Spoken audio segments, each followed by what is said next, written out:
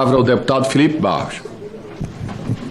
Senhor presidente, hoje foi a primeira mostra do porquê o governo foi e continua sendo contra as investigações dessa CPMI.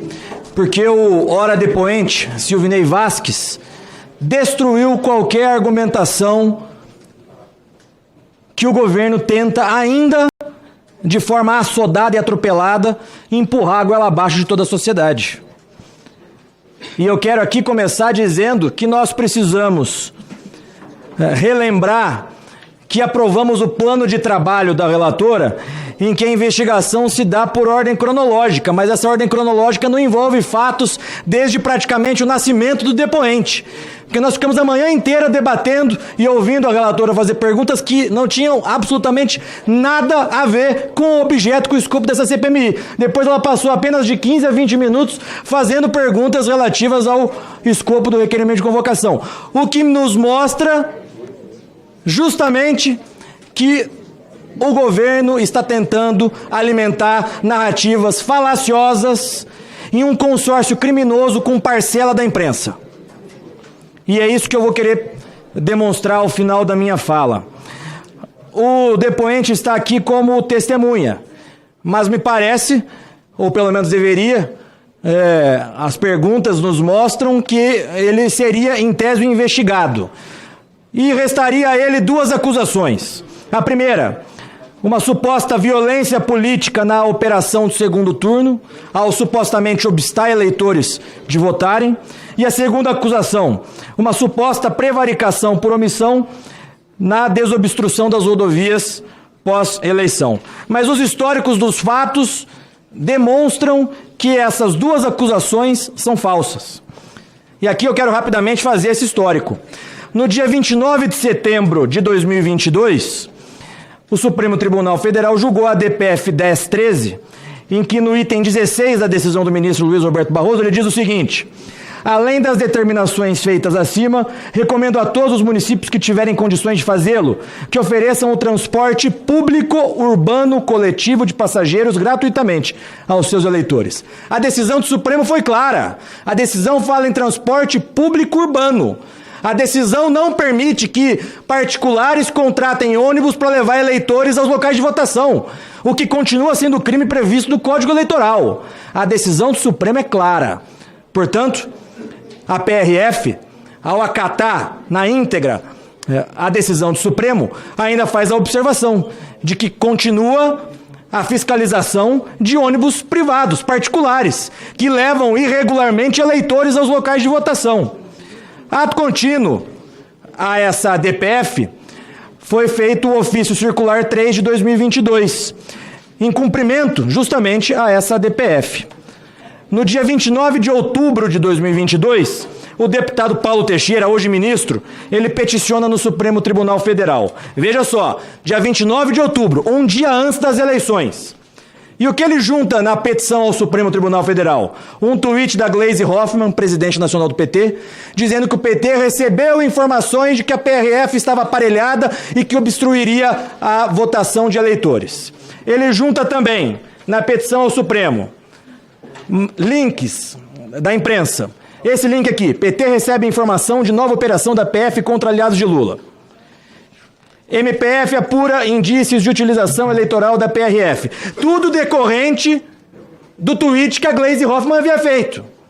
E junta outros links da imprensa repercutindo esse tweet da Gleisi Hoffmann, mas ele junta também: Supremo Tribunal Federal aponta a parcialidade de Moro e exclui delação de Palocci de ação contra Lula. Está lá, juntada pelo deputado Paulo Teixeira na decisão, na petição ao Superior Tribunal Federal. Tentativa de adiar eleições foi discutida com o ministro da Justiça, disse o senador. Moraes rejeita a ação de Bolsonaro sobre rádios.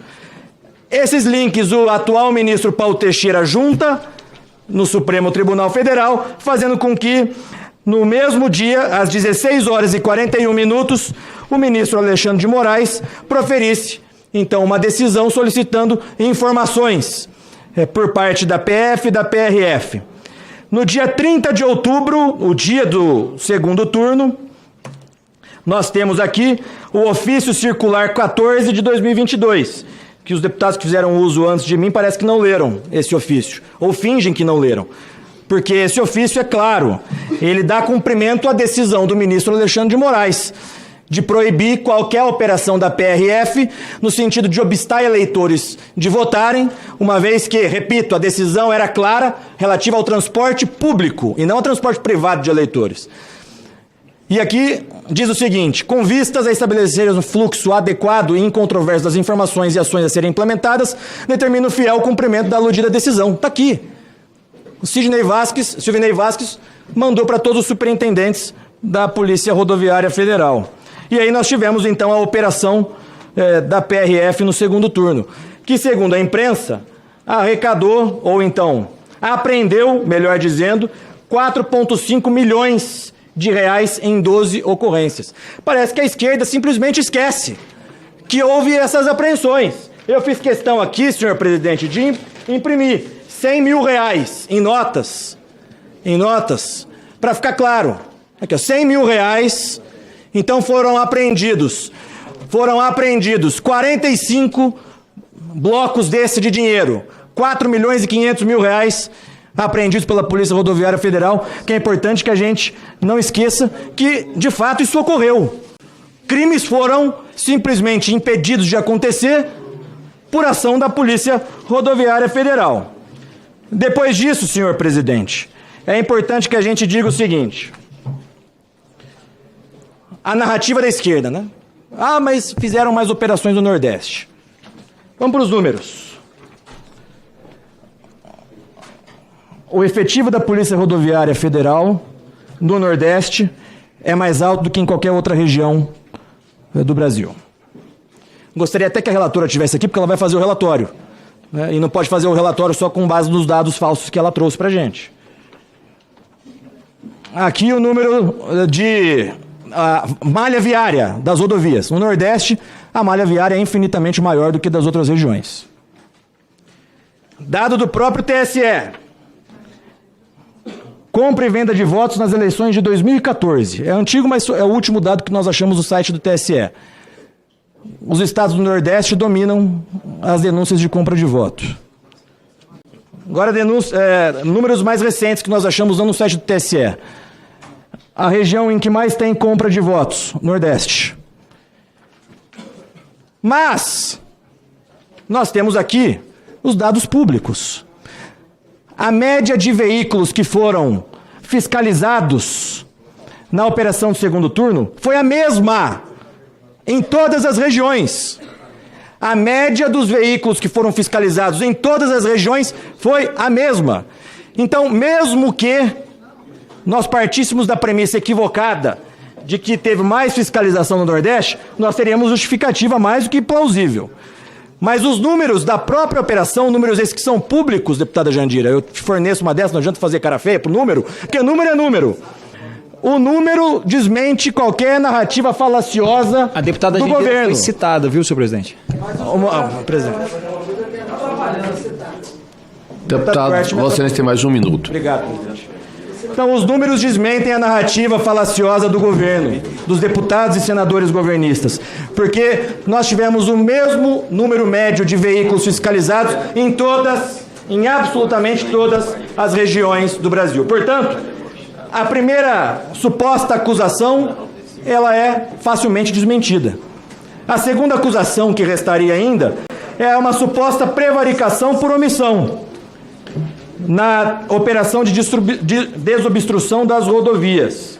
Mas aqui nós temos as notícias que foram veiculadas amplamente pela imprensa, que foram já ditas aqui pelo depoente, de que a Polícia Rodoviária Federal suspende folgas e determina a aplicação de máximo efetivo policial para desbloquear estradas. Então, essa segunda suposta acusação ao depoente também é facilmente desmontada. O que nos resta, presidente, e o que sobra para nós, é o motivo pelo qual o governo sempre agiu contra essa CPMI. O governo precisa continuar alimentando a sua narrativa falaciosa de que houve uma tentativa de golpe no dia 8. O governo precisa, para isso, de que os inquéritos continuem sob sigilo, porque é a primeira oportunidade que o depoente tem de falar para o Brasil. Até agora só tinha prestado depoimento, e prestou depoimento, inclusive, Em novembro do ano passado, minha pergunta é se até agora houve denúncia ou se não houve andamento nesse processo, Silvinei. Porque o governo precisa, então, senhor presidente, infelizmente a relatora não se faz presente, deveria ficar aqui para ouvir os questionamentos, inclusive. O governo precisa alimentar sua narrativa falaciosa, precisa dos inquéritos sigilosos para continuar com esse consórcio criminoso, com parcela da imprensa, que ainda insiste na tese mentirosa de que houve uma suposta tentativa de golpe e que isso e que aquilo, e tudo que nós estamos ouvindo aqui ao longo desses últimos dias.